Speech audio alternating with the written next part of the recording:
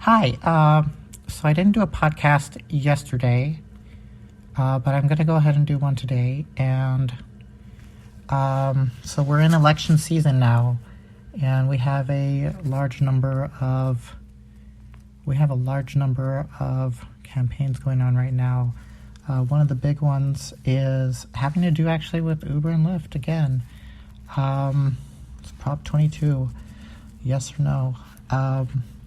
I love the services, but to be honest, probably I don't know that it's really good for labor if we don't recognize the difficulty in maintaining a business, and you're only on that one job. There is flexibility with the app system, but I think I would have to differ from Uber and Lyft, although I think Uber is the one that has gone a little bit more aggressively, where Lyft has kind of been more like they're advocating for it, but they're not like pushing it as much as Uber. Uber is literally it's got the whole website covered, not covered, but they've actually sent out specific advertising that would cost a fortune to do if somebody just said, hey, I want to put an ad on your app. Let's see, I got this one. Oh, this is from a while back. I got one today, and I'm wondering kind of where everybody is going on this, because I haven't really seen any polling or anything. I think it's kind of interesting, but I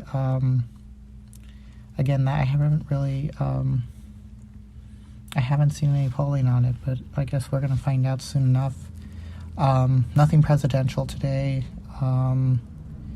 And let's see what was in today's paper. I know this is the last, the day after, but it seemed like from the news there wasn't any key takeaways to begin with. I am still writing the book. The book has a little bit better of a writing flow. I guess I should go ahead and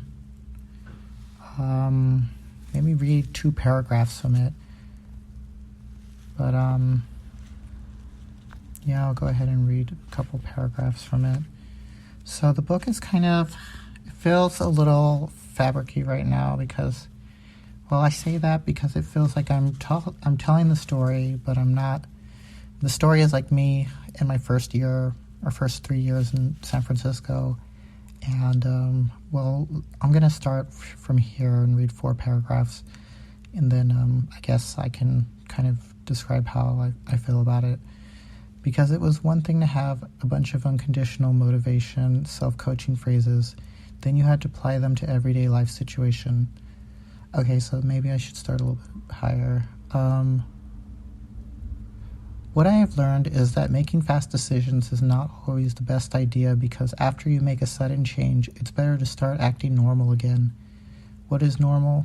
Is carrying on which might not seem apparent at the time. Because it was one thing to have a bunch of unconditional motivation self-coaching phrases, then you had to apply them to everyday life situations, like who's your emergency contact. The answer is just put a friend and not to see your life in other people. And when I say that, I mean just put a name. Don't get dramatic, because it's easy to kind of be oh no. That is some of the problem I have living life through a film or music. The art can be appreciated, and you don't have to reflect or dream it. Though the dream, I admit, can be very comforting on those dreary days. I found out pretending to be happy to have its benefits to being upset and not having to pretend. But I feel like these last few paragraphs have felt more like I'm going through a dreamlike retelling.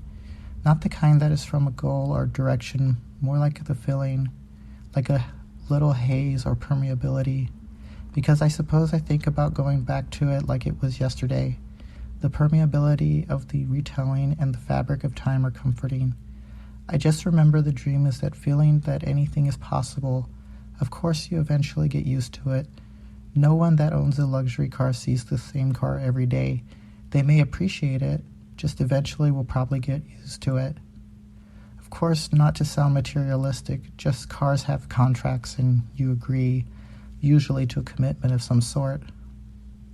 So that's kind of the first, like, this is actually what I'm working on right now, but I decided to do a little reading from it because I haven't posted a lot of what I'm doing, and I feel weird I'm not doing any posts on Medium, but I am writing in my journal. So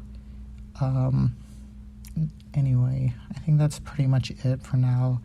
I was going to go ahead and read the paper, but I'm kind of holding off on that.